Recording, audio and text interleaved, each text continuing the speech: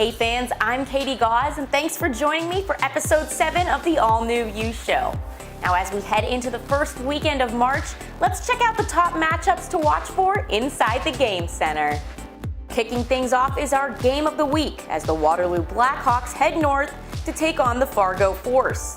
Now this matchup features two teams who have both won 7 of their last 10 games. Over the last month, Fargo has steadily been climbing up the conference standings, while Waterloo has maintained possession of second place. Next up, it's another hot Western Conference battle as Tri-City visits Sioux Falls.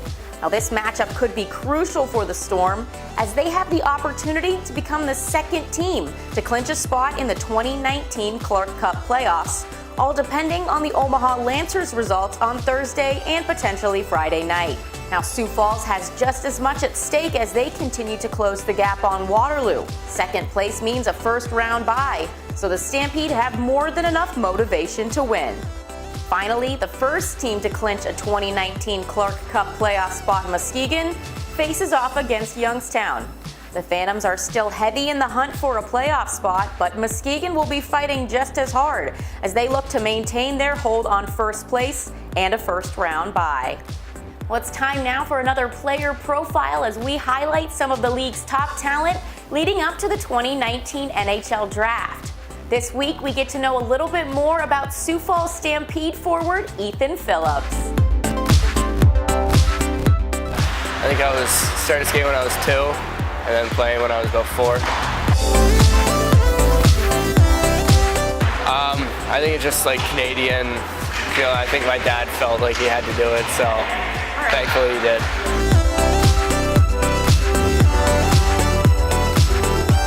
No, actually the Penguins. I think it was when Crosby first came to the league. I was pretty young, and my dad said he was from Nova Scotia, that's where I was born, so kind of just started following him and supporting him. So. I wouldn't pick just one player. I think it's kind of a collection of different players, taking what you can, taking different parts of their game. I think Cam Atkinson, Nikolai Ehlers, and then like growing up, when I used to watch the Halifax Mooseheads play, watching Jonathan Drouin and Nathan McKinnon. Definitely two big players I love to watch.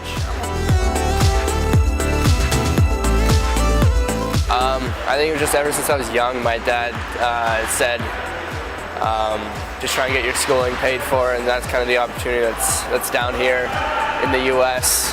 And wanted to take advantage of that, and obviously it's a great path to go. So,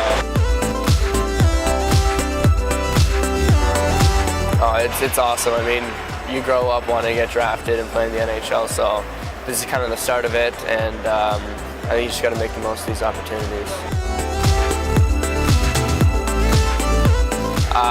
No, I don't really have a preference. I mean, I'd be happy to go on any team. I think it's tough to turn down anything with the National Hockey League.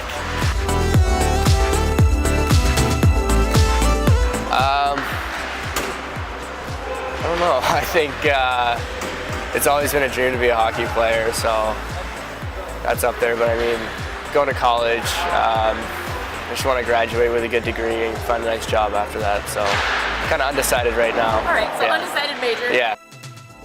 And last week, a few more USHL players announced their commitments to play college hockey. Sioux City Musketeers defenseman Nolan Krenzen announced his commitment to the University of Nebraska-Omaha this week. Krenzen will join the Mavericks squad in the fall of 2020. And Fargo Force forward Caden Bolson announced his commitment. He will also be heading to UNO to join the Mavericks program. Well, with the last few weeks of the season quickly approaching, every point becomes more crucial. Let's check in on the standings.